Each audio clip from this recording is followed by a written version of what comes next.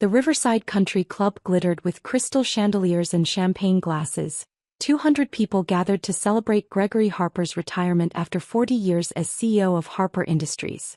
My father stood at the center of it all, accepting congratulations from board members, executives, and business associates who'd flown in from across the country. I pulled into the parking lot in my 2011 Toyota Camry. The paint faded, a crack in the windshield I'd been meaning to fix for months. Next to the BMWs and Mercedes, my car looked like it had wandered in from another zip code entirely. "There you are," my sister Victoria said, rushing over as I got out. She was wearing a designer gown that probably cost more than my car's current value. "Jesus, Natalie, you drove that thing here?" "It runs fine," I said, smoothing down my simple black cocktail dress, the same one I'd worn to 3 other events this year. "It's Dad's retirement party," Victoria hissed. "There are board members here. Investors. Important people. And you show up in that car," I supplied. "Embarrassment," she finished. "Could you at least park it around back? Where people won't see it?" I looked at my sister, 33, married to a hedge fund manager, living in a penthouse she loved posting about on Instagram. She'd always been the successful one, the one who'd married well, who moved in the right circles. "I'll park wherever there's a space," I said. Inside, the country club was even more impressive. Waiters circulated with hors d'oeuvres, a jazz quartet played in the corner, and everyone who was anyone in the business world seemed to be present. "Natalie." My mother appeared, her smile tight. "You made it." "Of course," I said, kissing her cheek. "I wouldn't miss Dad's big night." She looked me up and down, her expression pained. "That's the dress you're wearing? What's wrong with it?" "Nothing if you were attending a funeral," she said. "Victoria tried to take you shopping last month." "I was busy," I said. "Busy with what?" my mother asked. "Those online courses you're always taking?" "Natalie, darling, at some point you need to think about your future. You're 35. "I think about my future constantly," I said. My father spotted me and his smile dimmed slightly. He excused himself from his conversation and walked over. "Natalie," he said, "I need to ask you something." "Hey," I said. He pulled me aside, away from the main crowd. "Tonight is very important. There are potential investors here, board members making decisions about the company's future. I need you to keep a low profile." "A low profile," I repeated. "Don't tell anyone you're my daughter," he said quietly. "I know that sounds harsh, but appearances matter in business. And right now "I what?" I asked. "You look like you're struggling," he said bluntly. "The old car, the discount clothes, the fact that you're living in that studio apartment. People will wonder why I haven't helped you more. Why my daughter is clearly not succeeding." The words hung between us, each one landing like a small blow. "I see," I said. "It's just for tonight," he said, putting his hand on my shoulder. "After tonight, the company transitions to new leadership and things will be different. But tonight, I need everything to be perfect." "Who's taking over as CEO?" I asked. "Richard Morrison," he said, his voice full of pride. "Been with the company 20 years. Harvard MBA. The board loves him."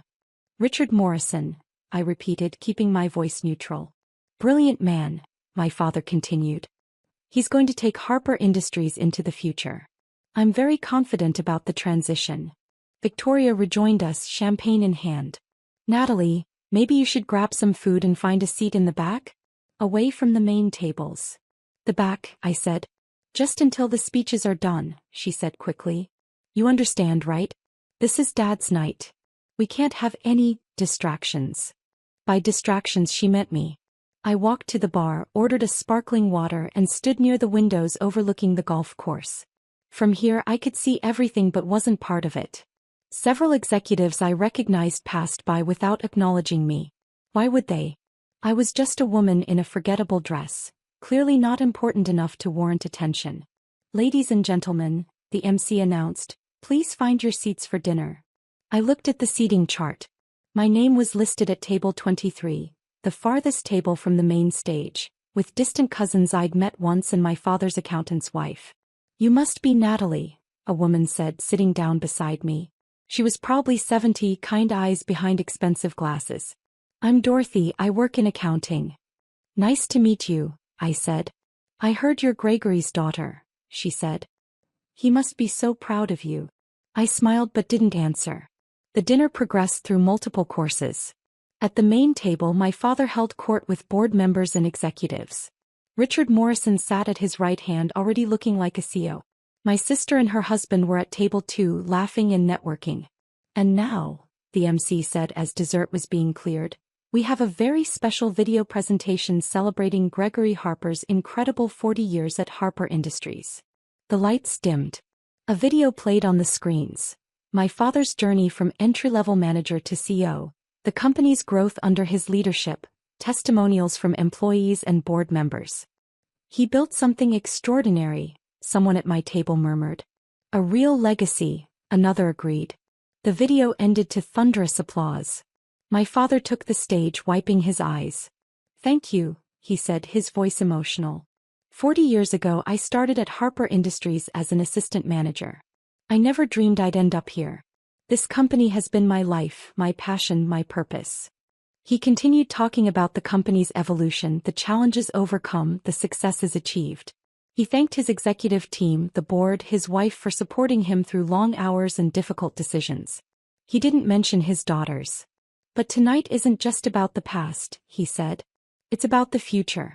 And I'm thrilled to announce that Richard Morrison will be taking over as CEO effective next month. Richard stood to accept applause. He was 52, silver-haired, confident. Everything a CEO should look like. Richard's vision for Harper Industries aligns perfectly with where we need to go, my father continued.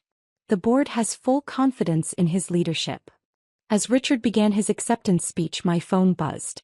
A text from James, my executive assistant. Asterisk running 5 minutes late. So sorry. Asterisk. I texted back. Asterisk no problem. I'm at table 23. Asterisk.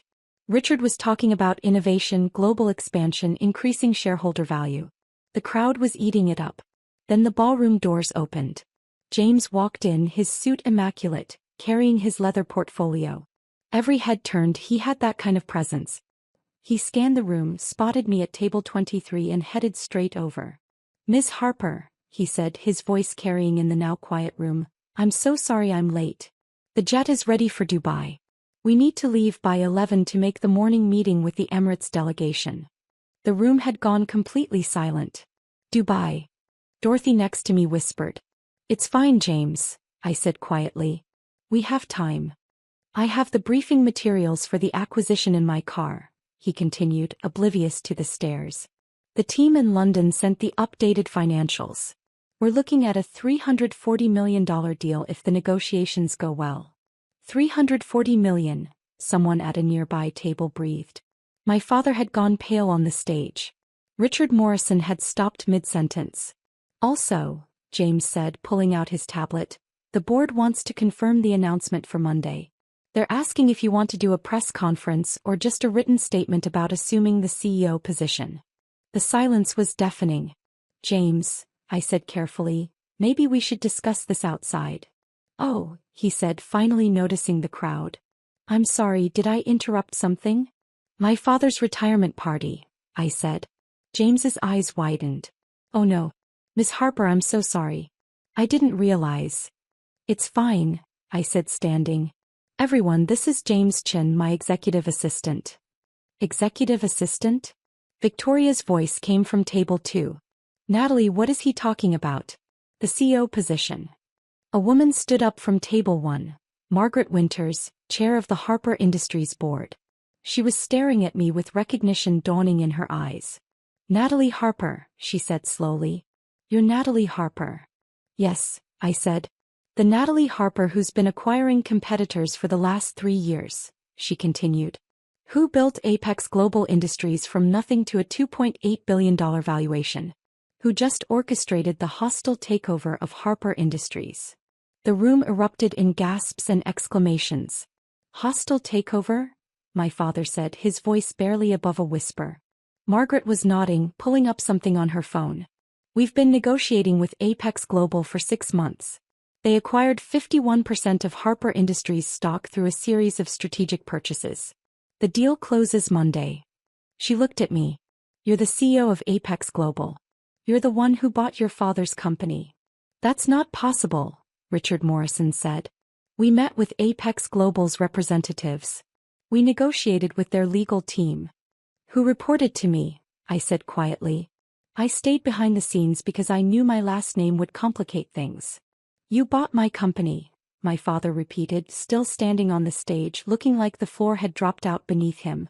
I bought a controlling interest, I corrected.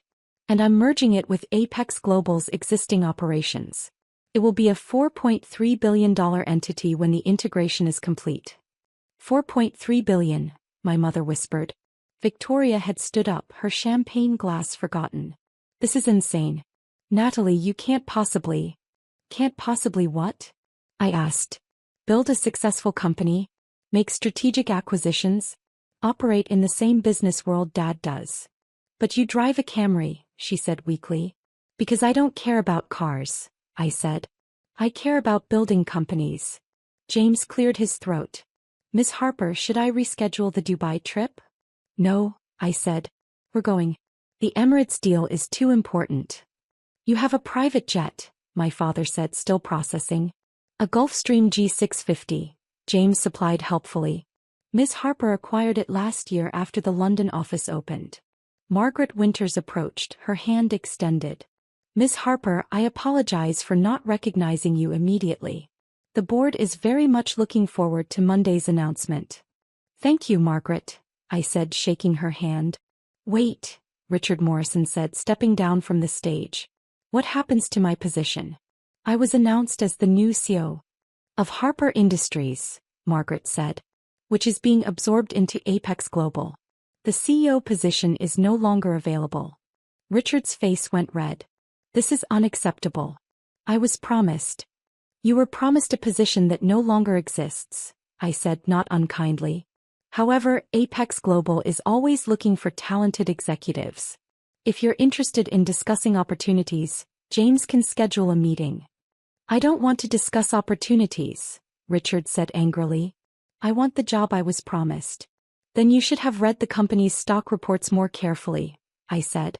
The takeover has been in motion for 8 months. It was hardly a secret. My father slowly walked down from the stage. The crowd parted as he approached me. You did this, he said. You bought my company out from under me. I bought a controlling interest in a publicly traded company that was undervalued and underperforming, I said. It's business, Dad. Nothing personal. Nothing personal?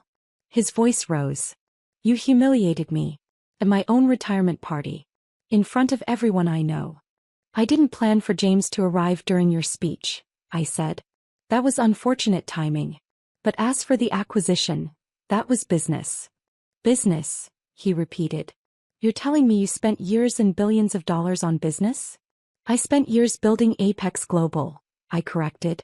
The Harper Industries acquisition was part of a larger growth strategy. We're consolidating the industry. Margaret Winters was scrolling through her tablet. Ms. Harper, the briefing materials show Apex Global operates in 17 countries. You've completed 42 acquisitions in 8 years. Harper Industries is your largest to date. Correct, I said. How? My mother asked, approaching slowly. How did you do all this? You live in a studio apartment.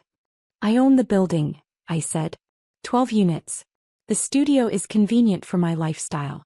I travel 200 days a year. I don't need space.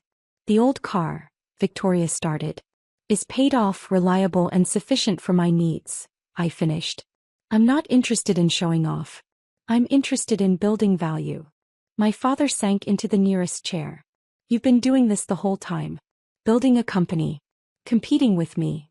Not competing, I said. Creating. You built Harper Industries. I respected that. But I also saw inefficiencies, missed opportunities. When I couldn't get you to listen to my ideas, I started my own company. You could have asked me for help, he said.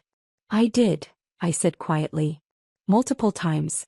You told me to get a real job in someone else's company. Learn how business works. Come back when I was serious. I don't remember. I do, I said. Every conversation. Every dismissal. Every time you compared me to Victoria and found me wanting. Victoria had tears streaming down her face. Natalie, I'm so sorry. I called you an embarrassment. I told you to park in the back. Because you judged my success by my car, I said. By my clothes. By appearances. You never asked what I was actually doing with my life. Why didn't you tell us? My mother asked. I tried, I said. But you weren't interested in hearing about it. You were too busy being disappointed that I wasn't married, wasn't working for an established company, wasn't living the life you wanted for me. James shifted uncomfortably. Miss Harper, we really should review the Dubai materials. Give me 10 minutes, I said. He nodded and stepped away. Margaret Winters approached my father. Gregory, I'm sorry you had to find out this way. But the board is unanimous in our support of this transition. Apex Global's resources will allow us to expand in ways we never could independently. My company, he said softly, is becoming part of something bigger, she said. That's not failure. That's evolution. I knelt beside my father's chair. Dad, I didn't do this to hurt you. I did it because I saw an opportunity. Harper Industries was stagnating. You were focused on maintaining what you'd built, not growing it. The board knew it. The stockholders knew it. So you swooped in and took over, he said bitterly. I made an offer the stockholders couldn't refuse, I said. That's capitalism. You taught me that. He looked at me, then really looked at me. You learned from me. Everything, I said. How to read financials. How to identify opportunities. How to be ruthless when necessary. You were an excellent teacher. You just didn't realize you were teaching me. What happens now? He asked. Monday we announced the merger, I said. Harper Industries becomes the flagship North American division of Apex Global. We keep the Harper name. We keep the best employees. We expand into new markets. And me. You're retired, I said gently. As planned. You get to play golf, spend time with Mom, enjoy the fruits of 40 years of hard work. And you get my company, he said. I get to build on your legacy, I said. To take what you created and make it bigger. Better. Isn't that what every parent wants? For their child to exceed them. He was quiet for a long moment. I called you an embarrassment. You did, I said. I told you not to tell people you were my daughter. I remember, I said. I'm sorry, he said, and his voice broke. I'm so sorry, Natalie. I was so focused on appearances that I couldn't see what you were actually accomplishing. I know, I said. Victoria came over, mascara running. Natalie, I've been awful. For years. I thought. You thought you were the successful one, I finished. And you were. You are. You built a life you're happy with. I built a different kind of success. Neither is wrong. But a $4.3 billion company, she said. That's not just different. That's extraordinary. It's what I wanted to build, I said simply. My mother joined us, her own eyes red. I pushed you to be something you weren't. To want things you didn't want. I'm sorry. I appreciate that, I said. James approached cautiously. Miss Harper, I hate to interrupt, but if we don't leave in the next 30 minutes. I know, I said standing. Dubai waits for no one. You're really leaving? My father asked. Now. I have a $340 million acquisition to finalize, I said. And a company to run. The work doesn't stop because it's Saturday night. He stood, looked at me with something like pride finally showing in his eyes. When you get back from Dubai, will you have dinner with us? Really tell us about Apex Global? About what you've built? I'd like that, I said. And Natalie? He caught my hand. I am proud of you. I should have said that years ago. But I'm saying it now. I'm incredibly proud of you. I hugged him, feeling the tension of years finally start to release. As James and I walked toward the exit, board members and executives stopped me to introduce themselves, to congratulate me, to request meetings. The woman who'd been told to park in the back, to sit at table 23, to not identify as Gregory Harper's daughter, was suddenly the most important person in the room. Ms. Harper, Margaret called out. Monday's press conference. Any message you want to convey? I paused at the door, looking back at my family, at the crowd, at my father watching me with newfound respect. Tell them Harper Industries is entering a new chapter, I said. One built on the foundation Gregory Harper created, but reaching heights he could only imagine. Tell them we're not just preserving a legacy, we're multiplying it. I walked out to my faded Camry, James following with the briefing materials. As I drove away from the country club, I caught my reflection in the rearview mirror. Same modest car. Same simple dress. Same person I'd been when I arrived. But finally seen for who I actually was.